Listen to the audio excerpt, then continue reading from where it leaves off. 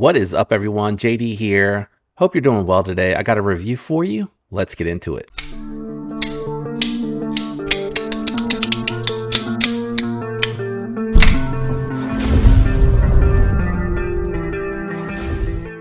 Got a new model from Giant Mouse here. A very interesting looking one, to say the least. It was in one of my What's New This Week videos. That is going to be the Giant Mouse Nazca.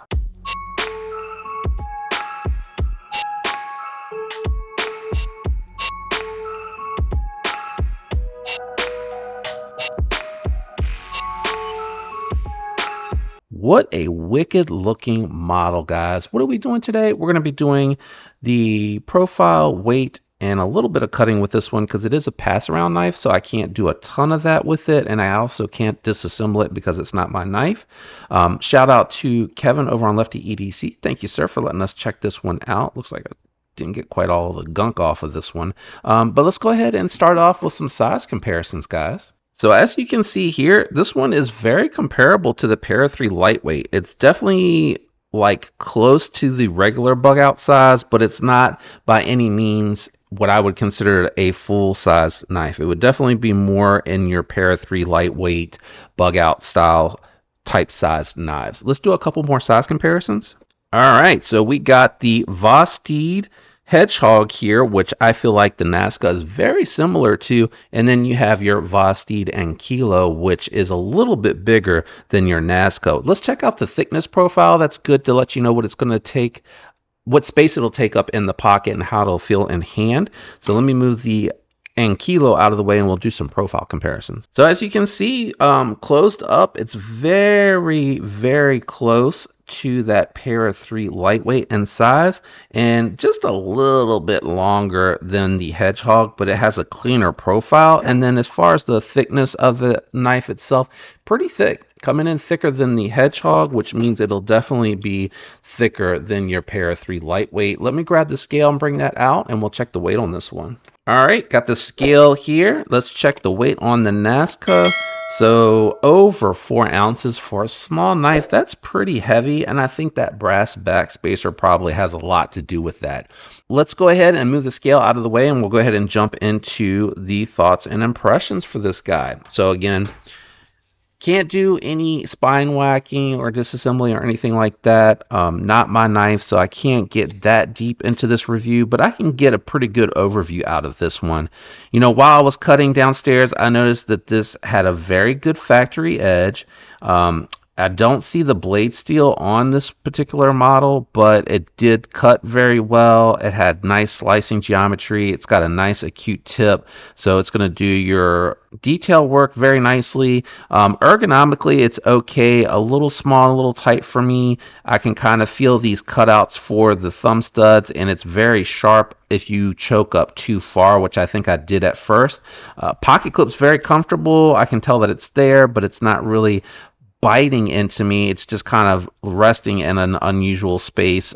Maybe a little bit uncomfortable back here on the inside of the index finger, but the cutting experience with it overall was pretty good. So because it's not marked, which I think is a little unusual, I decided to look it up, and it is actually Magna Cut steel. And this particular model, according to Blade HQ, is being made in China. So that means it's either Best Tech or Riat. So that would hopefully lend a little bit of a vote of confidence in this particular model. Don't really love the crossbar lock studs. They're kind of that bullnose style, so you got to kind of articulate up instead of just resting over top and sliding the crossbar lock back or disengaging the crossbar lock. For me, I feel like I slide a little bit on the bullnose. Thumb studs are really good though. These are very interesting thumb studs. They definitely have good bite. As you can see on the thumb studs, the heads are a little bit more round, a little more plump on the outer piece, and a little skinnier towards the blade. So very interesting look on there. But those bull-nosed crossbar lock studs, just not my favorite. With the bigger hands, a little hard to get to. As you can see down into the knife, you got some weight relief going on both sides.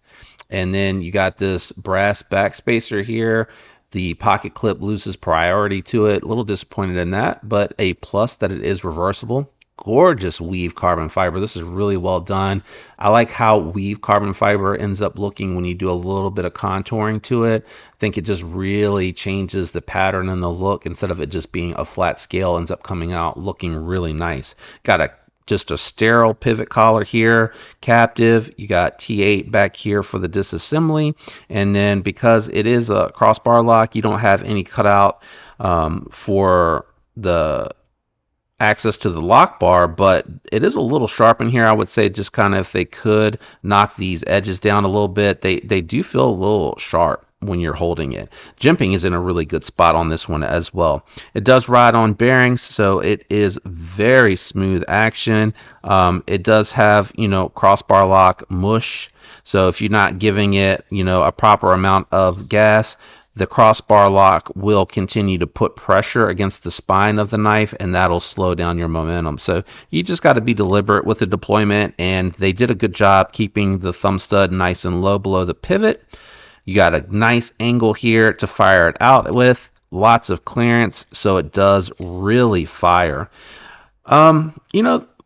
It's interesting. I would say this is probably not one that I would normally go after. It's a little small for me, and the sharpness around these two pieces for me a little bit of a drawback, but it is coming in at $265, so very competitively priced for MagnaCut carbon fiber and titanium hardware with a brass accent. Now, for $250, you can pick up a Vosteed Psyop, which is going to be titanium, but it's going to have LMAX instead of MagnaCut, depending on where you land in the steel snob part of that conversation. It's going to have a top liner lock, which is going to be, in my opinion, a little bit of a nicer lock because you get a detent, you get a more crisp experience for deploying the knife, and you do get a very good lockup because that compression style lock is going to lock between the stop pin and the spine of the knife, so it's giving you that really solid lockup. Another really cool option for a lot less money, in my opinion, is going to be the Vosteed and Kilo. This one here is their pivot lock system. You're getting LMAX and or 154 cm blade steel. You're getting the very innovative pivot lock, giving you that really nice detent. You're getting multiple means of deployment with this one. These are both Chinese-made knives, just one being made by Vosteed, the other one made by either Bestech or Riyadh. If I had to venture a guess, I would say Bestech, but it could be Riyadh. You are able to easily use this left-handed. I know that my particular model on the pre-order doesn't have the reversible pocket clip, but I know that the other versions that I've seen out there with the 154 cm that have been dropping sporadically here and there have that reversible pocket clip on it, so you do have that reversibility. And this has been easy to use left-handed. Every once in a while I miss the timing like you see me doing here, but I really do like this one. I think it's great value and a great steal for the money. Having said that, if you like the look of this and you like Giant Mouse as a whole, as far as how they do their small knives, and you fit comfortably with a medium to large hand, I would say this is definitely well done, well executed. It is a good model that has really thoughtful finishes to it, and it has really good action for a crossbar lock, meaning that they did a good job with the angle of the thumb studs. Doing thumb studs on a crossbar lock, to me, makes a huge difference towards how snappy it feels. You can do fullers and opening holes and stuff like that with crossbar locks, but they're kind of hit or miss. My finger was actually laying on that crossbar lock, and of course I don't have a real fuller, so it makes it a challenge to deploy it that way. But if you're getting a crossbar lock knife, you like the ambidextrous nature of it, then you're just going to want thumb studs because it's going to equate to a more snappy experience with it. Slow roll, it's not going to really matter. You can have opening hole or thumb studs with the slow roll, but just overall, I would say this knife is good, well executed, beautiful scales, very interesting design, but in the end, not really my cup of tea. That's not to say that they don't have other knives out there, because I like the Ace Grand, still one of my favorites from them, but I think it's well done. So Let me know what you think about the Nazca down in the comments below. And on your way out, if you could hit that like, that would be greatly appreciated. If you are enjoying the content, consider subscribing. I really would appreciate having you follow along on the channel. A special thank you to my channel members. That extra loyal support that you provide is very much appreciated. I hope all of you have a fantastic week, guys. I'll catch you on the next one. Peace.